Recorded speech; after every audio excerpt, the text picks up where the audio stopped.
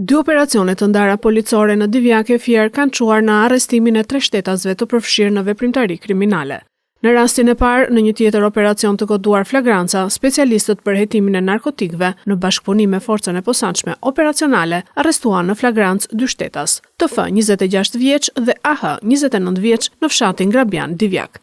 Të rinj dyshohet se siguronin lëndë narkotike në sasi të konsiderueshme, të cilën më pas e ndanin në qindra doza për shitje në zona të ndryshme. Ata u kapën në momentin që po lëviznin me automjet në fshatin Grabian, në flagrancë me lëndë narkotike kanabis dhe kokain të ndarë në doza, të cilat do t'i shisnin në zona të ndryshme. Ndërsa gjatë kontrollit fizik dhe në banesa u gjetën dhe u sekuestruan 10 doza të tjera lënde narkotike, kokain dhe kanabis, të cilat u morën në cilësinë e provës materiale së bashku me automjetin e përdorur, një grirse për përpunimin e lëndës narkotike, një peshore elektronike dhe 3 aparate celular.